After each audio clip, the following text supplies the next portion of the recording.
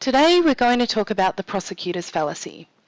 Basically, the prosecutor's fallacy says the probability of A given B is equal to the probability of B given A, which isn't true. It's actually a basic misunderstanding about how conditional probability works. But this is getting confusing. So let's look at a simple example to illustrate why this doesn't work.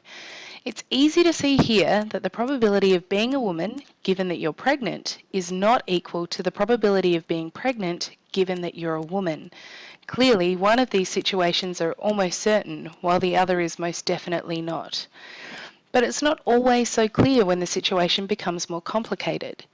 Consider a woman in London who has her handbag containing lots of cash stolen.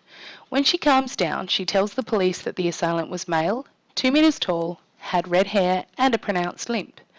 Now, a particularly observant police officer observes a man matching that description later that day, carrying a large flat-screen TV that he's bought with cash. He's arrested. The prosecution argue there is only a 1 in 500,000 chance of an innocent man matching this description. But that doesn't mean there is a 1 in 500,000 chance that this man is innocent. In fact, there are so many people in London that there would be around 20 people who match this description, meaning there's a 19 out of 20 chance that this man is actually innocent. But back to real life. In the O.J. Simpson murder trial, the prosecution argued that there was only a 1 in 400 chance of gaining a positive blood type match if O.J. was innocent. Therefore, they implied that there was a 1 in 400 chance of O.J. being innocent because his blood type matched the sample taken at the scene.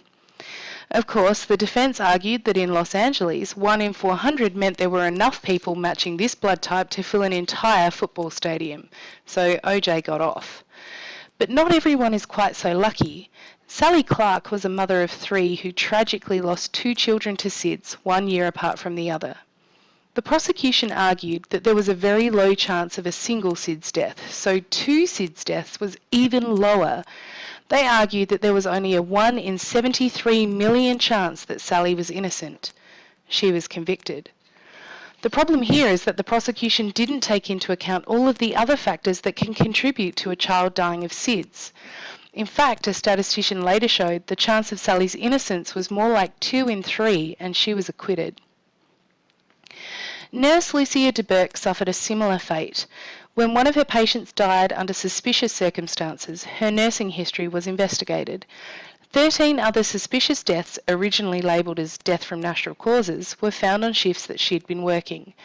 The prosecution argued there was such a low chance of a nurse's shifts coinciding with this many suspicious deaths that there was only a 1 in 342 million chance Lucia was innocent. She too was convicted. After many years of imprisonment, a statistician was able to explain that the chance of her being innocent was actually much higher, because they specifically targeted Lucia's personal working history. You could argue that if any nurse were investigated, there would probably be many times when their work hours coincided with the suspicious event. So Lucia's conviction was finally overturned. Of course, the prosecutors aren't the only ones trying to mislead us. Remember the O.J. Simpson defence argument that there were 10,000 people in LA that would match O.J.'s blood type?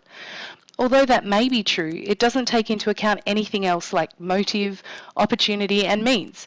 So it's really just as misleading as the prosecutors. The moral of the story is to remember that there is often more to the story than a simple probability.